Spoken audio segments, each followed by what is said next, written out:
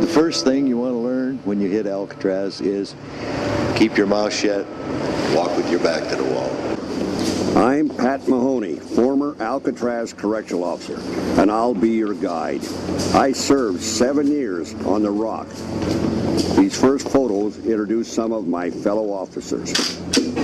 I am Philip Bergen, Captain of the Guards, United States Penitentiary, Alcatraz, California. Well, my name is George DeVincenzi. I used to play checkers with Robert Stroud. I don't think I ever beat him. My name is Ronald Battles. I asked whether they hired blacks out there. You know how it was in the 50s. These are some of the prisoners whose voices you'll hear. Yeah, my name is Leon Whitey Thompson. My number was 1465. I was a man that had total hatred in them days. I hated anything that walked or crawled on this earth. I was a man who was dead inside. You couldn't hurt me no more, see? I'm John Banner. My Alcatraz number was 1133. I'm a thief, you know. I ended up about number 17 or something like that on the most wanted. You were a number, you weren't a name. You want to be a human. I wasn't Jim Quill, and hell, I was number 586. You weren't a name. Everybody wants to be an individual. They want to be a human. And you weren't at the Rock. My name is Darwin Kuhn, number 1422. Figured I'm never going to get out. Yeah, I'm going to sit right here until I die. Walk through the cutoff. The Alcatraz cell house opened as a federal prison in 1934. Within these walls lived the country's toughest, most dangerous, and most famous prisoners. Broadway was the first stop for arriving prisoners. We went right down Broadway, you know, in our birthday suits. And all the guys, you know, are howling them.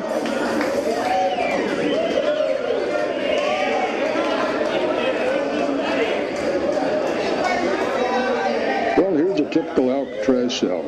Every one of them in the cell house exactly like. I had a metal tabletop and a little chair there, and that was about it. The cell was pretty barren.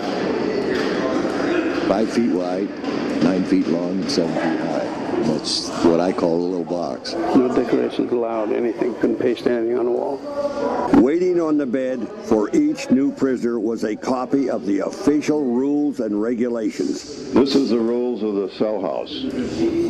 Your cell is subject to search at any time. Your towel had to be folded up and put on your shelf. Your toothbrush, and they used to give us tooth powder in little green containers. I guess like a cockroach feels in a matchbox. You may smoke in your cell in the library. We were issued a pack of wings on a Monday, a Wednesday, and a Friday. Every inmate, whether he smoked or not. Sweep your cell and place the trash in the trash bin. I knew every mark, everything in that cell. And Sweep your cell and place the trash in the trash bin. I knew every mark, everything in that cell. And pretty soon that cell became like a part of me, or I became a part of the cell. Alcatraz is always classed as the end of the line, the point of no return. It's like going into the ground. You know, when you're buried, you're gone forever. Prisoners had a decision to make, whether to obey the rules or not, to do good time or bad time. That decision affected their lives dramatically. An inmate is given housing, good food, medical attention, and all the necessities of life. Everything else was a privilege. Time to exercise outside, getting books and mail, all had to be earned. One of their favorite privileges was the recreation yard. The most pleasant place, I believe, on Alcatraz, and the most appreciated. The handball court, the horseshoe court. Prisoners also played bridge out in the yard. They used dominoes instead of cards. They came out with a system called Auto Bridge. You played it all by yourself. Guys got so wound up in this bridge thing that they ate and slept it. They'd go out there and it would be so cold that you didn't think you could stay out there. Yet they'd stay out there for 3 hours and play bridge. And if you're occupied with bridge and you're studying bridge, you're not thinking about going over the wall. Prisoners who chose not to behave ended up in a harsher place: isolation. D Block was the prison within Alcatraz, the treatment unit. This place is going to operate on the basis that you do what you're told, and you're going to get a fair break. If you don't behave yourself, we're going to come down on you like a ton of bricks. Unruly or violent prisoners were sent here. They stayed in their cells 24 hours a day. Typically, they were only allowed out once a week for a shower and exercise. Now, in this cell block, we have 42 of the least popular cells in Alcatraz. Although by far they are the best, the roomiest, and the nicest state-of-the-art cells that were available in this prison. It was cold. It was damp. The wind used to just blow through there. You could hear it. At night you could hear it whistling through the windows. One of the more infamous prisoners to live here in D Block was convicted killer Robert Stroud, the so-called Birdman. And almost immediately upon his arrival at Alcatraz, he was relegated to the treatment unit. And he didn't bring his birds along with him, which made him very unhappy, but he brought all his bad habits with him, which made us unhappy.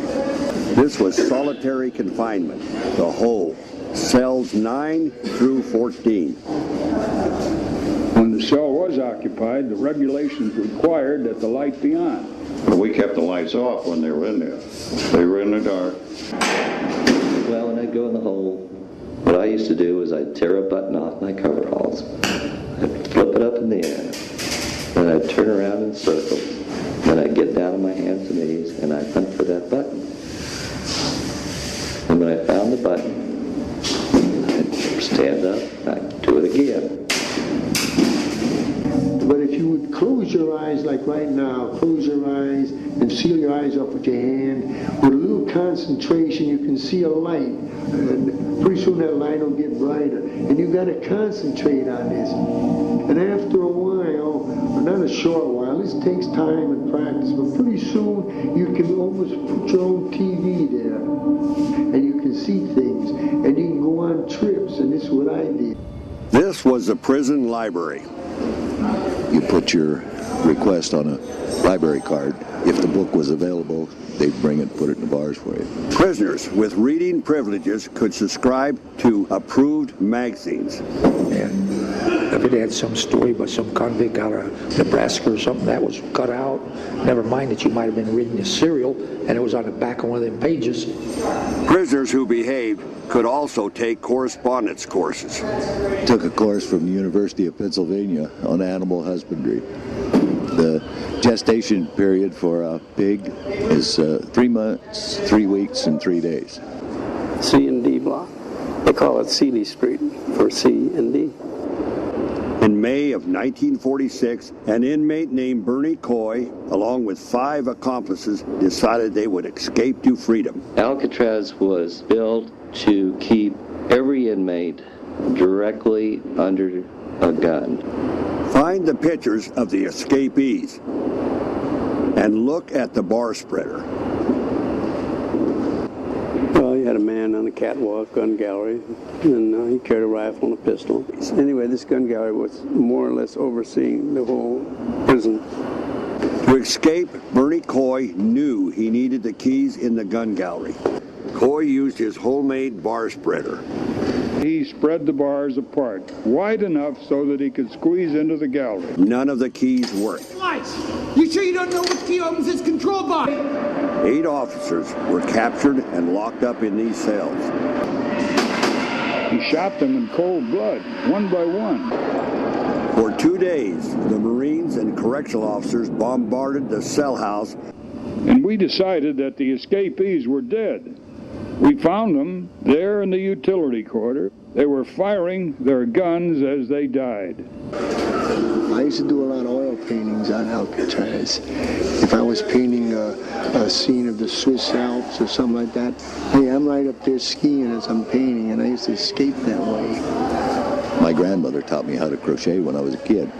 So I taught a lot of guys how to crochet. Big tough guys sitting in there with a needle and crocheting. At nighttime, between 6:30 and 7:30, they have what they call a music hour. They play harmonicas or a guitar or whatnot. They had one guy over there, and he used to play one of these slide trombones. Look up at the windows. They face San Francisco and the setting sun. The yacht club, which was directly across from the island, would always have a big New Year's party. If the wind was blowing from that direction to the rock, you could actually hear people laughing. You could hear music. You could hear girls laughing. You know, you could hear all the sounds that were coming from the free world at the rock. But New Year's was always the night we heard it. Look for 4 small windows in the wall on the right. They're marked visitation. And I walked up there, and here's this good-looking girl. I knew who she was when I got a real good look at her, and when she said Jimmy, which was what she always called me, well, I knew it was my sis. Once I saw Jimmy, it was, you know, he didn't look different, and he was overwhelmed, and he couldn't believe it. He couldn't believe it, that we were there, and that I had grown up, and that I'd come to see him. Uniform was prison gray with a hat. I wore a hat all the time. Regular double-breasted uniform. And they used to call you red ties because everybody in the place had this red tie on. I carried a sap. We weren't supposed to, but many of us did. When you got done work, you just run down, catch the next boat, and you're in San Francisco in 12 minutes. We all worked together. We all played together. We had 2 bowling alleys where we had bowling leagues. We never locked our doors or anything on the island. Never. You couldn't beat Alcatraz, but the beautiful view there. So there was never a day you didn't see what the hell you were losing and what you were missing. You know, it was all there for you to see. There's life. There's everything I want in my life, and it's there. It's a mile or a mile and a half away, and yet I can't get to it. I recall getting that water, and it was like a shock. I didn't expect it to be that cold. If you can do it, it's up to you. But you got to pay the price.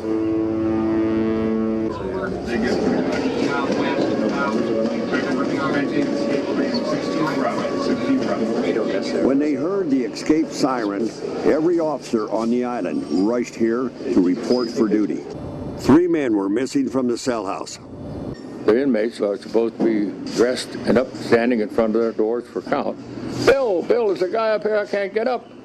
And he was laying in there, so I reached in through the bars and I hit the pillow. And Lord knows what happened. The head fell off on the floor. Prisoners Frank Lee Morris and 2 brothers, John and Clarence England, had escaped the night before. They made dummy heads to fool the officers. According to the reports, the men enlarged the vent openings in the back of their cells. The 3 men climbed up these pipes to the roof. The men have never been found.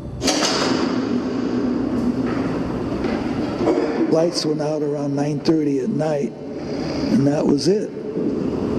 It was dead quiet. Quiet like a mausoleum.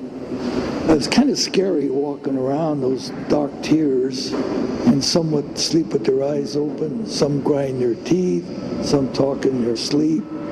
You lay awake a long time. 3 times a day, all the men in general population gathered here for 20-minute meals.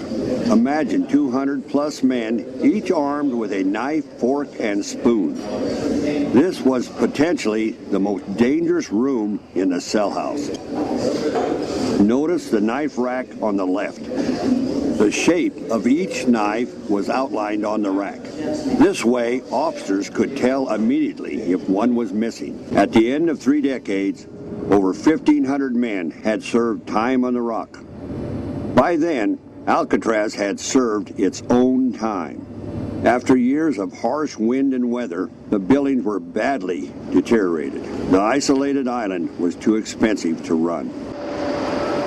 Goodbye, and thank you for visiting Alcatraz.